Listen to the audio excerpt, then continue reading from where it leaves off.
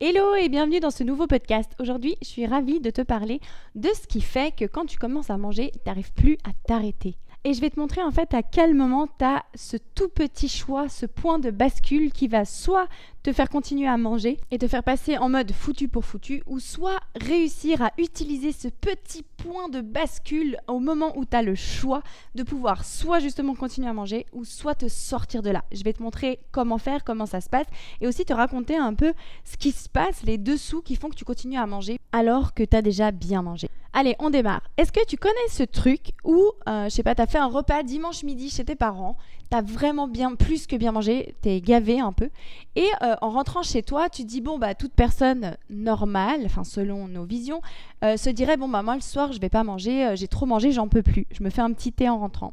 Mais toi, qu'est-ce qui se passe quand on a des compulsions? Souvent, quand tu rentres d'un repas comme ça, tu te dis pas, oh, j'ai trop mangé, je vais plus rien manger, c'est, oh, j'arrive à la maison, au point où j'en suis, allez, je commence à ouvrir les placards, à piquer un bout de chocolat, et je continue à manger toute la journée. Et le soir, vu qu'on est foutu pour foutu, je vais encore aller me faire un McDo, ou me faire un gros plat de pâtes, ou bref, le truc où je suis pas en train de me dire je vais manger léger parce que j'ai beaucoup mangé à midi. Très souvent, quand on vit des compulsions alimentaires, quand on a ça, au lieu d'être justement surpleine et de ne plus manger derrière, on va en rajouter une couche. T'inquiète pas, il faut pas te sentir mal par rapport à ça. C'est juste qu'en fait, quand tu te mets à manger comme ça, à trop manger, ça vient provoquer en fait à l'intérieur de toi ce qui provoque les compulsions. Ça vient réveiller beaucoup de choses. La culpabilité déjà de 1, l'interdiction d'avoir mangé, l'angoisse de grossir, le foutu pour foutu parce que tu te dis que tu vas commencer demain. Il y a énormément de ces schémas comme ça qui vont se mettre en route et qui vont faire qu'en fait, tu continues de manger à la maison. Alors que fondamentalement, tu es déjà pleine, ton estomac est rempli, mais que tu peux pas t'empêcher de continuer à grignoter à la maison. Une première chose importante qui est à prendre en compte là-dedans, c'est déjà de te dire, ok, sors de ce truc de vouloir faire des régimes, parce que tu vois, il y a une grande nuance entre vouloir faire des régimes, te restreindre à manger des haricots verts et du poisson blanc 2 fois par jour, donc tu es, à moins de 1000 calories, et le fait que quand tu as un gros repas, tu en rajoutes des couches derrière. Souvent, on part dans un extrême ou un autre quand on a des compulsions. Et c'est pas un jugement, c'est juste une constatation, et je faisais exactement la même chose. Mais souvent, les personnes me disent, oui, mais comment tu peux manger ce que tu veux tout en perdant du poids? Simplement parce que quand tu as eu un gros repas, quand tu n'as pas de compulsion alimentaire, tu vas t'arrêter là. En rentrant, tu vas plutôt te boire un thé, aller marcher un peu pour digérer, plutôt que de t'enfermer chez toi en cachette pour en rajouter une couche. Et ça, déjà, ça fait une immense différence. Et ça fait partie des points de pourquoi, en fait, tu n'as pas besoin de te battre pour perdre du poids, mais juste d'arranger ton rapport à la nourriture. Le jour où tu arranges ton rapport à la nourriture, t'imagines le nombre de calories en moins que tu auras mangé si juste tu as mangé un peu un gros repas, mais que derrière, tu n'en rajoutes pas. Mais pour pouvoir faire ça et ne pas en rajouter, il faut arrêter de projeter le fait que tu vas faire un régime le lendemain. Et pour arrêter de projeter ce fameux régime du lendemain, c'est important que tu désactives les angoisses que ça peut te provoquer quand tu manges trop ou quand tu te mets à manger tout simplement. La plupart des personnes que j'accompagne, très souvent, rien que le fait de manger est déjà une angoisse. Elles ont déjà l'impression qu'elles vont grossir, elles savent plus quoi manger, elles savent pas s'écouter et en fait c'est hyper stressant et c'est exactement ce qui provoque les compulsions alimentaires et ce qui va dérégler ton cycle naturel de manger quand t'as faim et d'arrêter quand t'as plus faim. Parce que vraiment, il faut l'admettre, nous, quand on a des compulsions, quand tu vas au resto le dimanche midi avec toute la famille, que tu as bien mangé un gros steak, des frites et encore une coupe de glace, toi, tu te dis pas « Ah, je suis bien calée ». Tu te dis « Oh purée, ça a agité mes papilles, là, c'est un truc de malade ». Et du coup, vu que ça t'a agité tout ce qui provoque cette addiction à la nourriture, derrière, forcément, tu vas pas t'arrêter.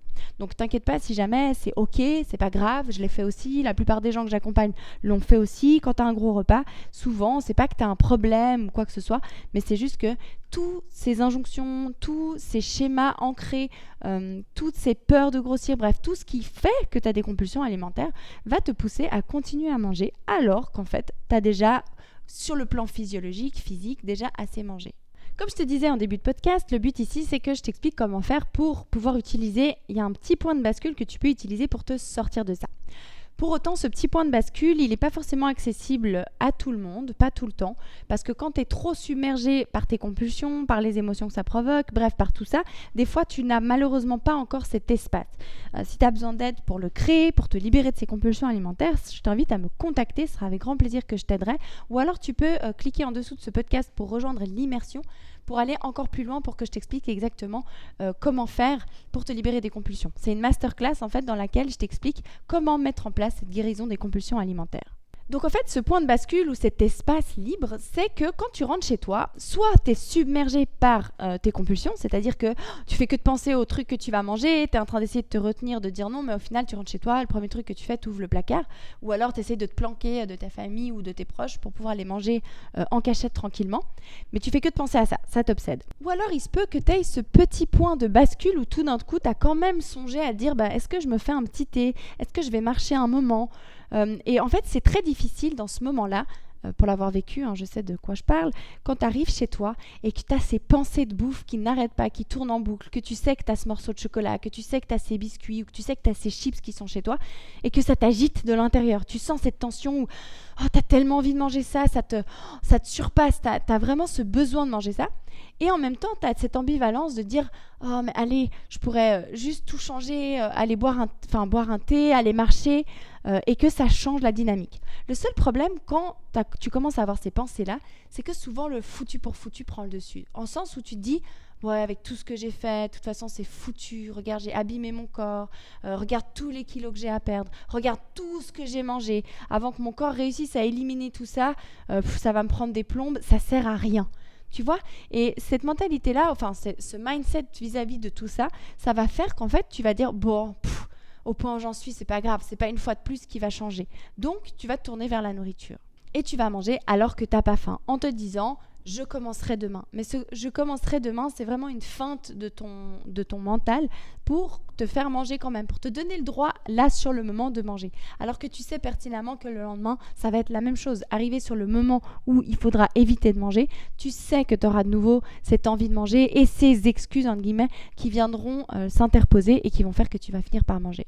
Ici, le but, c'est que tu te rendes compte que se guérir des compulsions, c'est pas une montagne. C'est pas comme tu crois, tu sais, ce truc de régime où tu vas devoir suivre ça pendant tant de temps, que tu vas perdre tant de kilos, puis qu'après, de toute façon, tu vas recommencer à manger comme tu mangeais avant, donc forcément, tu vas reprendre. Bref, c'est pas un effort aussi fort que ça. Se guérir des compulsions, c'est une chose à la fois. C'est typiquement ça. Tu rentres de ton gros repas, tu as ce petit espace de choix, ou pas, et encore, je te disais, si tu sens que tu n'as pas cet espace de choix, et c'est très souvent le cas quand on est plongé dans les compulsions, alors va regarder l'immersion, je t'invite vraiment à aller la regarder. Je te mets le lien en dessous de ce podcast pour t'aider justement à trouver cet espace de liberté pour pouvoir avoir le temps d'une réflexion, de te dire ok, est-ce que je continue de basculer, je rebascule et je continue de manger ? Et du coup, ça va faire que je me sens mal dans mon corps, que le lendemain, j'ai l'impression que j'ai encore plus de kilos à perdre, que c'est foutu, que je vais jamais y arriver. Vraiment de se remettre dans ce truc-là. Ou alors de dire, tiens, j'ai ce mini point de bascule. Mais ce mini point de bascule, il est vraiment minuscule. C'est une micro-décision à un instant donné. Dès le moment où tu prends cette décision, que tu sors marcher, par exemple, ou que tu bois un thé, ou que, hop, tu rebascules de l'autre côté, tout change. Mais pour réussir à basculer de ce côté-là, c'est important de changer tout ton état d'esprit, de pouvoir être en lien avec ce que tu ressens dans ton corps, parce que souvent, comme je te disais, les compulsions, on n'en est pas consciente, mais c'est quelque chose qui se passe avant tout dans notre corps. Comme je l'appelais moi, c'était vraiment le tsunami, tu sais, où tu as d'abord des petites idées de nourriture qui arrivent, tu sais, tiens, j'ai un chocolat dans l'armoire, j'ai des chips, et puis tu te dis non, j'ai déjà assez mangé, et puis en fait ça monte comme ça crescendo jusqu'au moment où en fait ça crée une compulsion et t'as juste plus le choix.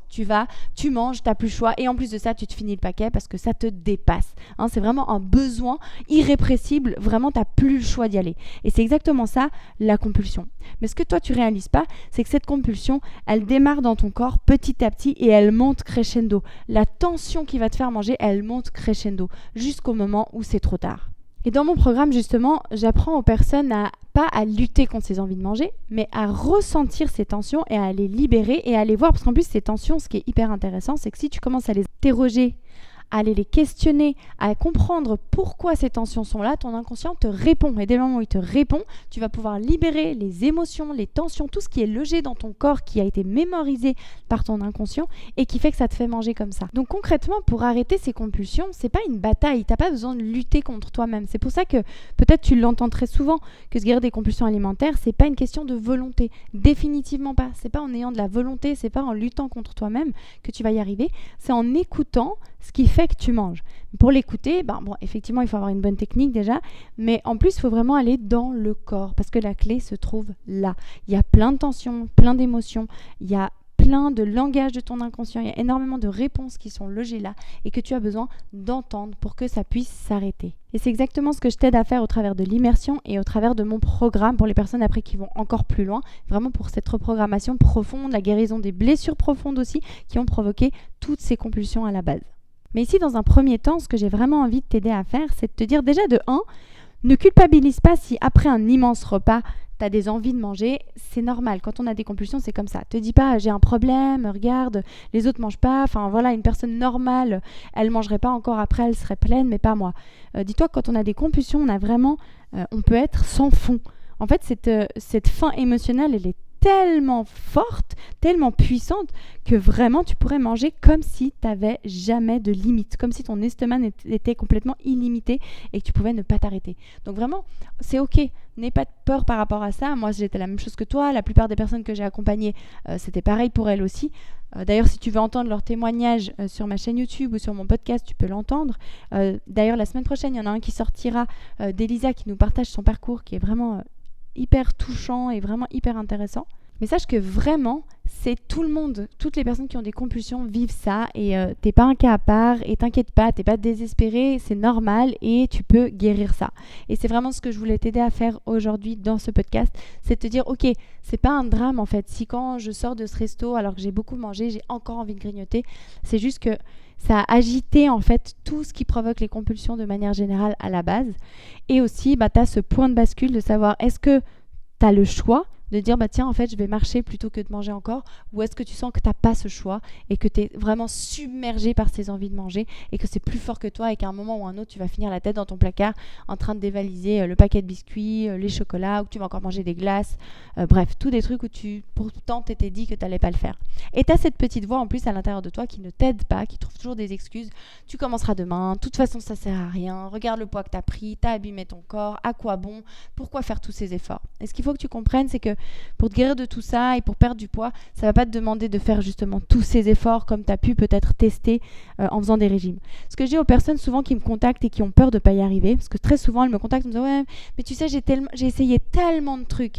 Mais en réalité, quand je les questionne, tout ce qu'elles ont essayé, c'est juste 1000 manières différentes d'essayer de se priver et de se contrôler. Or là, il s'agit d'arrêter ça.